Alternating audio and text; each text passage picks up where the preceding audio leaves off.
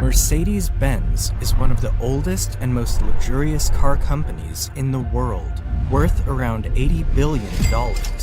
But being among the most desired and expensive cars today, it's easy to forget its early, humble beginnings. It all started with a poor engineer who faced many doubts and failures in his pursuit of building the first horseless carriage. In spite of his challenges, he proved everyone wrong and turned his small venture into the world's first and biggest production car company during the late 19th century. But what started as an inspiring success story took a surprisingly dark turn when the company profited from supplying military vehicles to the Nazis under the work of forced laborers. So sit back and relax, because today we'll be covering the insane story of Mercedes-Benz and the man who brought automobiles to life, Karl Benz.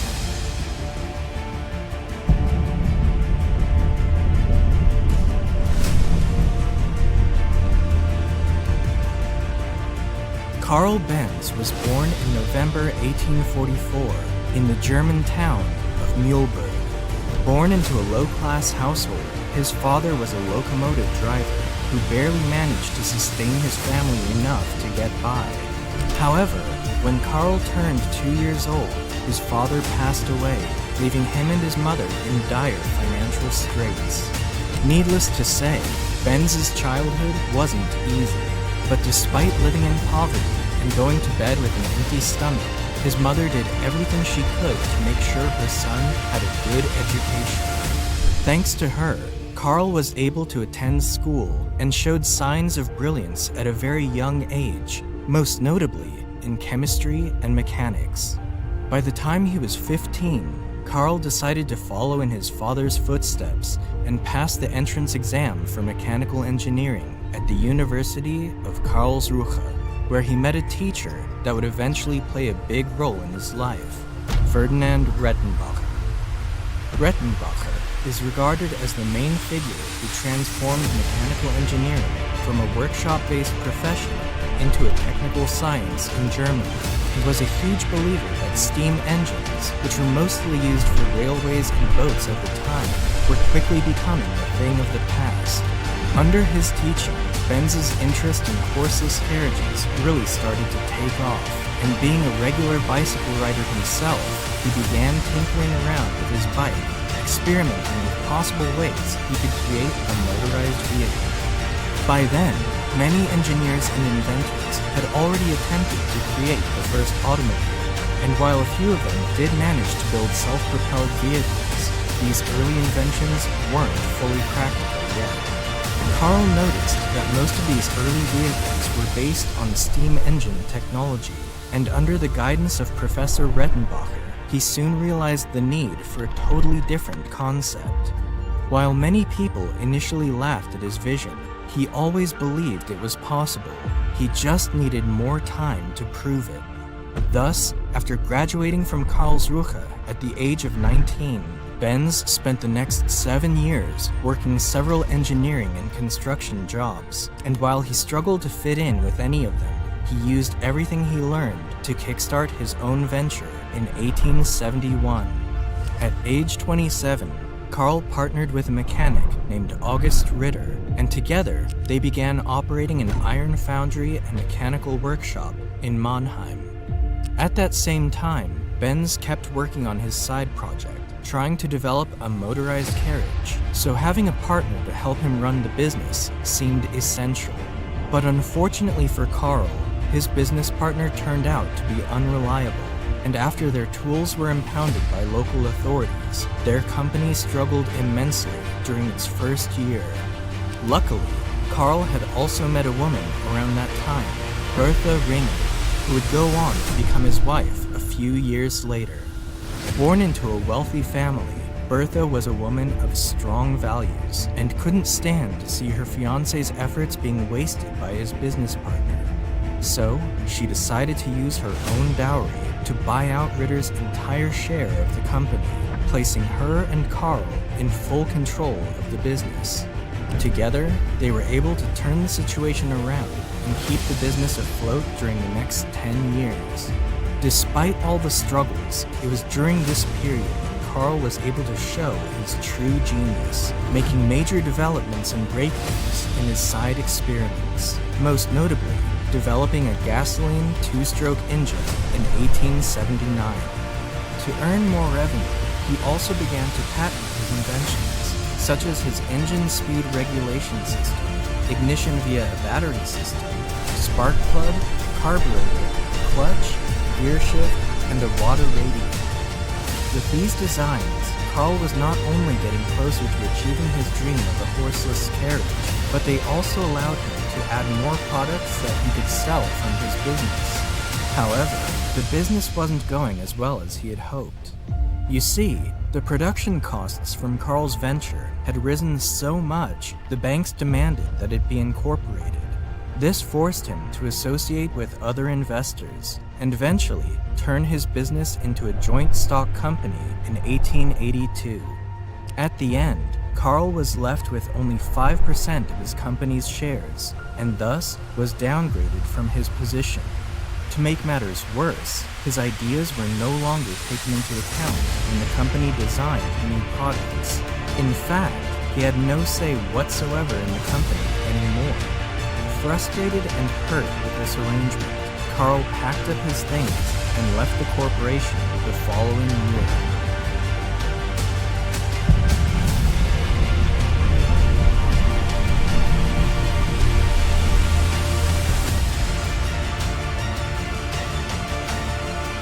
Leaving his company came as a hard blow for Karl, but the disappointment made him even more determined to be successful.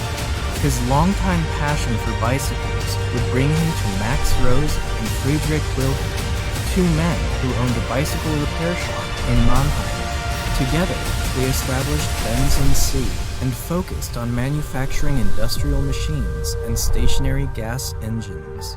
Unlike Karl's previous venture, this one started pretty well and became quite profitable within a short period of time. With steady income pouring in and a staff of 25 people, Benz finally directed his main focus toward his lifelong dream, building an automobile using his gas engine. Instead of simply adding a motor to a carriage, Karl built the carriage around the motor, and using similar technology to that of a bicycle, he constructed what many considered to be the first true automobile in 1885, the Benz Patent-Motorwagen. This two-seater vehicle ran on 3 wire wheels, forming a tricycle, and was powered by a gasoline 4-stroke motor. Its one-cylinder engine produced 2/3 of a horsepower and could go around 7 miles per hour. Benz knew this was revolutionary, and after testing and refining his vehicle, he drove his wonder car out to the public in the summer of 1886. However, he received mixed reviews from critics. While some admired his creation, most people were skeptical about the machine, and many didn't want him to drive around on the main streets for fear that the vehicle might explode. Others were even convinced that Benz was the devil driving an infernal carriage. Karl's business partners weren't too happy about it either.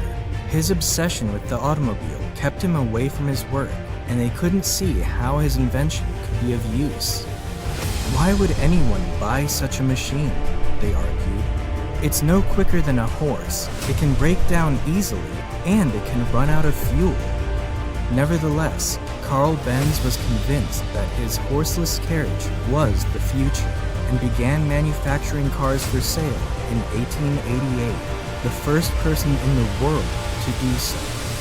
His biggest supporter was his wife, who would often stay with her husband in the workshop, offering him new suggestions. But even after adding improvements, people still couldn't see Karl's vision.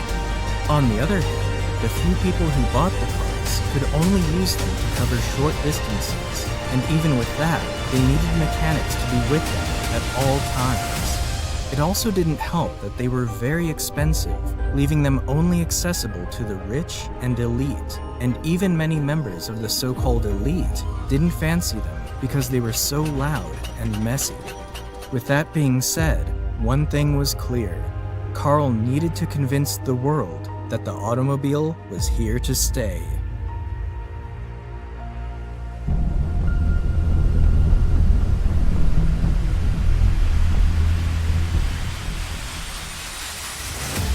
One morning in the summer of 1888, Bertha Benz got up very early while Karl was still in bed and hopped into her husband's car to embark on one of the most important journeys in automobile history. She brought along her 2 sons and set out to visit her mother in Pforzheim, which was 66 miles away from Mannheim. Bertha didn't inform her husband nor the police about her plans, most likely because if they knew, they wouldn't let her go. At the time, no car or motorized carriage had ever previously attempted a journey that long, but she was determined to prove the importance of Benz's invention. However, her trip was no walk in the park. Bertha encountered many problems along the way, like crossing dusty and stony roads that were made for horses, having to stop by a pharmacy to get more gas, and even having to perform a few mechanical repairs. The 66-mile trip took Bertha and her 2 sons over 12 hours, but eventually, they all made it safely to Pforzheim. More than anything, the trip achieved the goal Bertha had set out to achieve, to make people notice that the automobile was the next big thing. With this, the Benz Motorwagen became the talk of the town and received great publicity for Karl's business. Soon enough, Benz & C began to expand quickly, so much so that by 1890, it had become the 2nd largest engine manufacturer in Germany, though not by selling their cars, but rather their stationary gasoline engines. But with the addition of 2 new business partners, Friedrich von Fischer and Julius Ganz, they would soon help to turn this around. As they took care of the business and marketing side of things, Benz could focus more on his engineering goals and was able to patent several new car innovations, such as the planetary gear transmission, the double pivot steering, and the flat engine with a boxer configuration. He also designed and manufactured a new and improved automobile at the recommendation of his business partners, which hit the market in 1893. He called it the Benz Victoria. This was a more luxurious 2-passenger vehicle that came with a 3-horsepower engine capable of reaching 11 miles per hour. Thanks to its reliability, the vehicle sold fairly well, but it was its follow-up design, the cheaper Benz Velo, that really took off. With a total production sum of about 1,200 units, the Benz Velo became the world's first large-scale production car in history, making Benz & C the largest automobile company in the world during the 1890s and early 1900s. However, while the Benz company was enjoying its newfound success, it was also feeling a lot of pressure from another company that was stationed not too far away, Daimler-Motoren-Gesellschaft.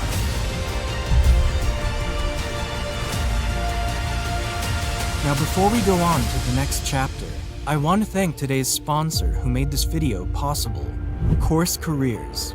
If you're looking back, both were brilliant engineers, but Gottlieb Daimler in particular was known for being very competitive and had a lot of connections and knowledge of how to run a business, knowledge that Karl Benz seemed to lack. The first Daimler car to be sold commercially appeared in 1892. 2 years later, they followed up with a 2-cylinder car, and in 1897, they introduced their first front-engine model, the Daimler Phoenix. It was clear that the Daimler company was catching up to Benz as their vehicles looked more appealing and comfortable for the public. Mr. Daimler, unfortunately, passed away in 1900, leaving Maybach in charge of the company. But it was under Maybach's control that he designed his crowning achievement, the Mercedes 35 horsepower, in 1901. What makes this vehicle so special is that it was the first automobile to resemble our modern idea of a car. It was equipped with a powerful gas engine. The body was wider and larger, with a tailored steel chassis, and its center mass was near the ground. Initially built for racing, This vehicle was made at the request of a wealthy businessman, Emil Jelinek, who decided to name the car after his daughter, Mercedes. This car would go on to win multiple street races and hill climb events, going at a top speed of 56 miles per hour, superior to any other vehicle of its day. This drew a lot of attention to the Daimler company, who decided to rebrand all their vehicles to Mercedes and began producing new models for racing and public use under the same name. On the flip side, however, this new trend didn't sit well for Karl Benz's partners, who wanted an immediate response. To counter their competition, they brought in some French designers to help with a new, faster model, without the approval of Karl. Benz was angry and upset with their decision. He never liked the idea of auto racing and always preferred to drive slowly and carefully. He was horrified by the noise and danger of someone driving at high speeds on public roads. The car built by his team was not a success either, and this became damaging for the Benz company, which suffered further crises between 1903 and 1904. Angry and disappointed, Karl decided to leave his company while still remaining on its board of directors. In the end, he agreed to allow his cars to race, and it ended up being these racing successes that eventually rescued his company. By 1908, Benz had a 120 horsepower racer, a monster that roared from Leningrad to Moscow in 8.5 hours with an average speed of 50 miles per hour, which was an incredible feat considering how primitive the tracks were at the time. But it was the 200 horsepower Blitzen Benz that would ultimately put the brand in the spotlight. Built in 1909, this race car would break the absolute speed record made by any plane, train, or automobile at that time, reaching speeds of over 140 miles per hour in 1911. This placed Benz alongside Daimler as one of the most desired cars at the time, and both companies enjoyed good sales in the years to follow. However, this success was short-lived as the First World War broke out, shaking up everybody's lives as well as the global economy. Following the defeat of Germany in World War I, the country went through an economic recession, and both companies, Daimler and Benz, ended up struggling immensely. To strengthen their possibilities of survival, the two companies put their rivalry aside and signed an agreement in 1924, in which they agreed to combine their production and marketing efforts while still retaining their individual names in order to save costs. But this agreement only lasted for 2 short years, as the German economy got worse and the two companies were forced to merge completely in 1926, creating a new enterprise called Daimler-Benz. Under Daimler-Benz, the company rebranded their vehicles as Mercedes-Benz and released several impressive models during the late 1920s, such as the Mercedes-Benz Type 630 and models S, SS, and SSK.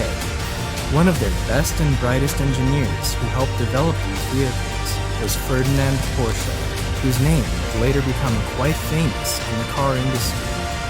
As for Karl, he remained on the Daimler-Benz board of directors and was able to see the success of his automobiles and marvel at just how far the auto industry had come in his lifetime. Karl Benz passed away just a few short years after the company's merger in April 1929 at the age of 84. After his death, the company continued to grow in size and strength, becoming one of the best performance car makers in the world. But it enjoyed some of its best years under the unlikely leadership of Adolf Hitler.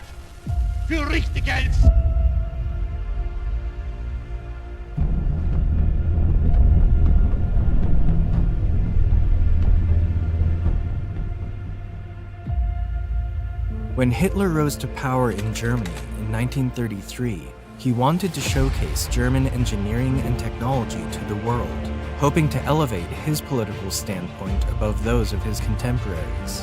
One way he decided to impress the world was by exhibiting German cars in international motorsports. Almost immediately, he provided a big subsidy to Daimler-Benz to get involved in Grand Prix races. No other car company of that era would spend as much time and money building cars as fast as Daimler-Benz did, and that fact became evident on the racetrack. From 1934 to 1939, Mercedes dominated Grand Prix races, driving as fast as 200 miles per hour with their W25 and W125 models. However, they were also challenged by a new rival, Auto Union, another German automaker sponsored by their own country. Auto Union would also go on to have its fair share of success during the same period, winning 25 races from 1935 to 1937. These successes put Germany on top of the world with motorsports events, especially Mercedes-Benz, which even became Hitler's preferred car brand. In fact, one of the automobiles he was frequently seen in was the Mercedes-Benz 770, a large luxury vehicle mainly used by high-ranking Nazi politicians and other Axis officials. However, with the outbreak of the Second World War in 1939, the Daimler-Benz company would soon find themselves in serious jeopardy. As the demand for civilian passenger cars became scarce, they began manufacturing military vehicles, submarines, tanks, and aircraft engines for the Nazi military. Their biggest line of business were military trucks capable of transporting 3 to 6.5 tons of supplies.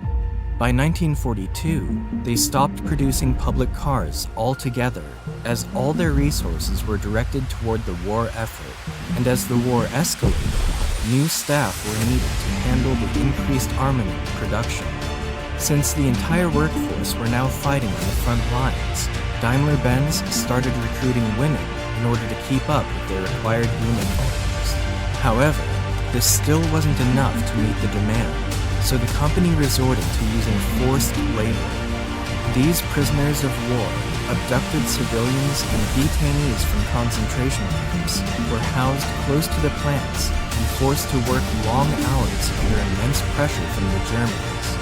Most of these workers were from Eastern Europe, who were interned in barrack camps with poor, prison-like environments, while concentration camp detainees were monitored by the SS under inhumane living conditions. Many people died in these camps, either from severe malnutrition, mistreatment, or even torture. And by 1944, almost half of all Daimler-Benz 63,000 employees were forced laborers. When the war ended in 1945, the company took a big hit. Because of the Potsdam Agreement, all German assets abroad were confiscated and used for payment of reparations. This led to Daimler-Benz losing all of its foreign subsidiaries, affiliates, and branches, and they were stripped back to their own plants in their home country. In other words, they had to start all over and build themselves back up again. Daimler-Benz was then restructured and had to denazify their top management. Because of these drastic changes, the company was able to obtain a production permit from the American Occupation Authorities in 1946. Although their factory suffered severe bomb damage, Mercedes-Benz still had the advantage of owning its own plant, as many other competitors, such as BMW or Adler, lost their sites when they ended up in Soviet territory.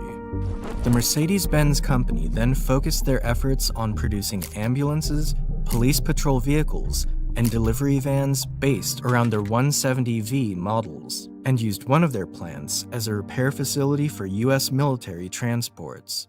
By 1947, they were back to producing passenger vehicles, with only 1,045 of their 170V models being produced that entire year.